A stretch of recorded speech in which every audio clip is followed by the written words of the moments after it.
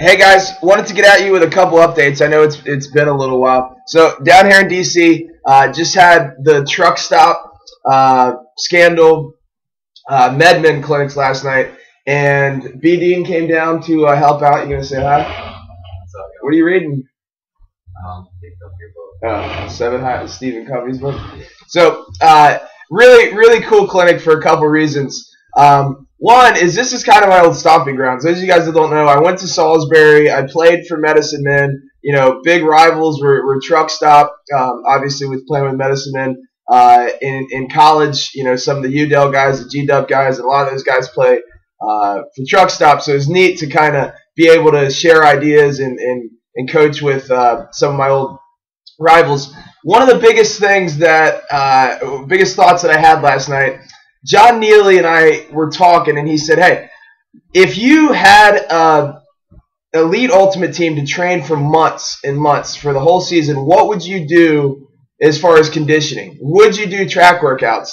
And I thought about it, and the answer is absolutely not. I would not do repeat 400s. I think that the reason that a lot of us do that is to kind of build this lactate tolerance, and I think that that's a good thing. But I also think that there's much more specific ways to build lactate tolerance, i.e. 300 shuttles, 150 shuttles, 10-cut agility drills, because all these drills involve change of direction. We do not run in a straight line for 400 meters in an ultimate game. So I would get rid of that, and I would work my way up to doing repeat 10-cut agility drills with perfect crossovers on a work-to-rest ratio of 1-to-1. Now, I think that would take a really long time to get to that point. But if I were you guys, that's what I would be working towards rather than seeing how many 400s you can do. So a couple other things I wanted to talk to you guys about because you're going to kind of not be hearing from me quite as much for a little bit. Been hustling real hard this year. We've had, we started out with North Carolina earlier this year, and then we went Seattle. We went Dominican Republic. We had the Connecticut Constitution Combine. We had the Sharon High School Bad Clams Clinic. Now down here in D.C. Been doing all these clinics. Have been having a blast. But one of the problems is I am injured, and I'm not going to get over my injury if I keep demonstrating speed and agility movements day after day after day after day. I need to take some time to recover. So my injury is Achilles tendinosis, and what that means is it's kind of chronic pain of the left, of my left Achilles tendon. And there's a lot of reasons that I have that. Kind of tracing it back from the very beginning. Bryant and I actually played high school basketball, and he just reminded me of this. When I was training for high school basketball, what do we call those things? Speed shoes, the strength shoes. You guys remember the strength shoes? They had a big ball on the front and no heel. And I used to think that running miles in those things was a good idea.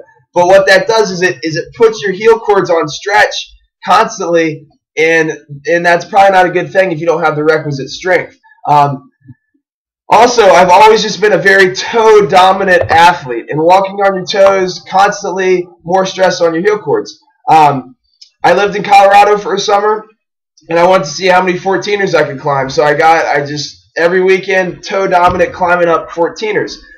When I first got into training, started training for Buzz Ultimate, I thought, wow, when we run on our toes, therefore all of our training needs to be on our toes. So I would go into the Salisbury University like fitness center. I would put that treadmill on 10 miles an hour. I would straddle it. I would do incline sprints, and then I'd straddle it and let the treadmill go, and I'd do repeat incline sprints on the highest, incline, and then I would just run miles on a crazy incline.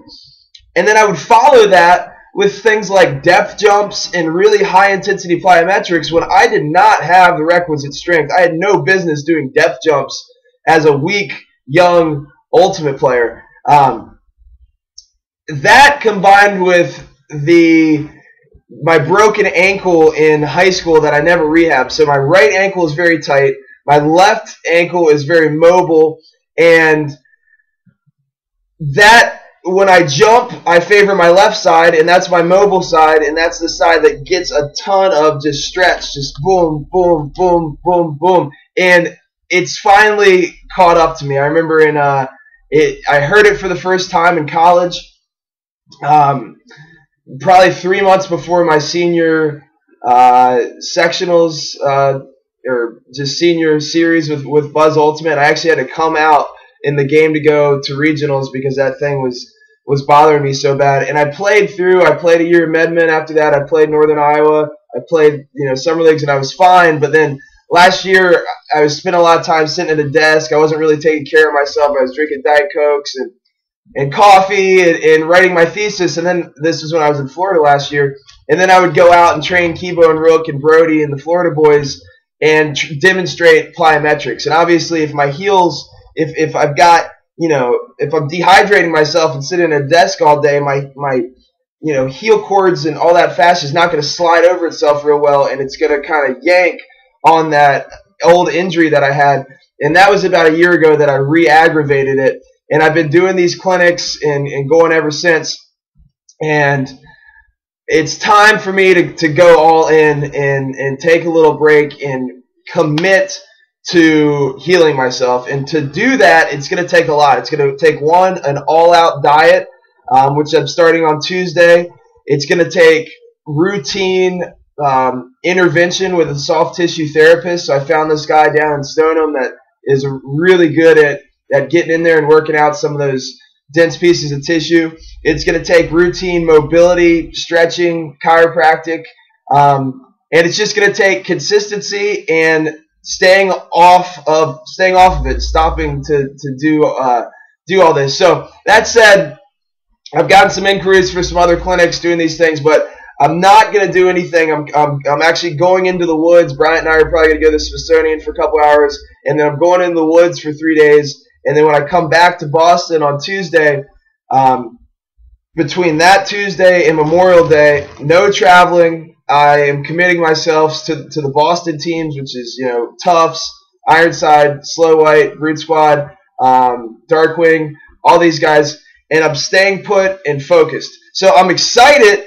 that hopefully the goal is by this summer to be able to play again, something that's not very high intensity like Beach Ultimate, maybe the Wildwood tournament, and go from there. So that's if you guys don't hear from me for a while, that's what I'm going to be doing. Also, at the end of the month, 2 very special guests coming to Boston to work on a project that I think you guys are really going to like. So I'll keep you posted on that.